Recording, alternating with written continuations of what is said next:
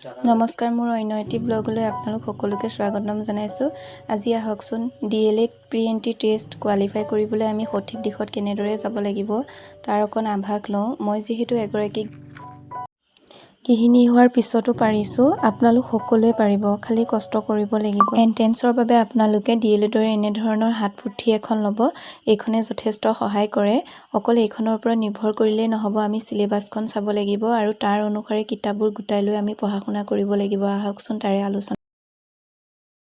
হাত পুথিখনতে আপোনালোকে চিলেবাছখন পাই যাব। ইয়াত দুটা পৰ্চন থাকিব। ফাৰ্ষ্ট পৰ্চনটো দেখিছেই, general English, general knowledge, reasoning থাকিব। ছেকেণ্ড পৰ্চনটোত general mathematics, general science and EVS, social science, language, Assamese, Bangla, Bodo যিটো লয় তাৰ ওপৰত থাকিব। তাৰপিছতে আপোনাৰ জেনেৰেল ইংলিছৰ কাৰণে আপোনালোকে ক্লাছ 2 to 8 পাৰিলে ইংলিছ মিডিয়ামৰ সেৱা বুক কেইখন চাব।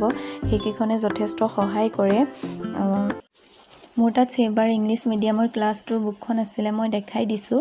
এইকেইটা পৰ্চন আগতে অহা দেখা গৈছে আন এক্সামবোৰত। এই দেখিছেনে, মেস্কুলিন জেণ্ডাৰ, ফেমিনাইন জেণ্ডাৰৰ ওপৰত। ডিয়াৰ হ'লে ডো হয়, টাইগাৰ হ'লে টাইগ্ৰেছ, হৰ্চ হ'লে মেয়াৰ হয়। এই ধৰণৰ কুৱেশ্যনবোৰ অহা দেখা যায়। তাৰপিছত আকৌ আমি আহিছোঁ নেক্সট চিলেবাছটোলৈ।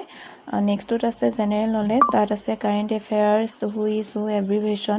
এইবোৰৰ কাৰণে আপোনালোকে কাৰেণ্ট এফেয়াৰ্ছৰ কাৰণে ডিজিটেল আছামৰ কুইকলি কাৰেণ্ট এফেয়াৰ্ছখিনি চাব, যিহেতু এতিয়া আমাৰ ডে টু ডে চাই থকাৰ সময় নাই। সেয়েহে তাৰ উপৰিও আপোনালোকে আছামিয়াৰ বুকখন পঢ়িব, লুচেণ্টখন, অবজেক্টিভখন পঢ়িব, সহায় হ'ব।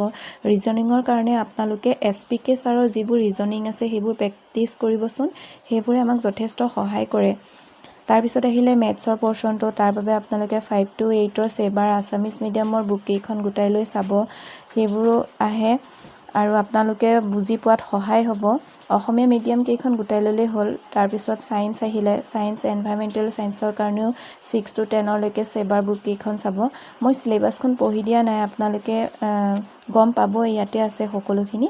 তাৰপিছত ছ'চিয়েল ছায়েন্সৰ কাৰণে আপোনালোকে 6 to 10 চাব।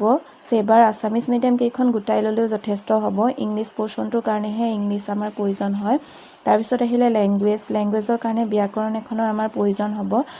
তাৰপিছতে আপোনালোকৰ ওচৰত যদি আগতে টেটত কোনোবাই দিয়া বা আপোনালোকৰ লগত যদি আছে চন্দ্ৰ প্ৰকাশনখন চাব, সেইখনে যথেষ্ট সহায় কৰিব। আজিলৈ আহিছোঁ।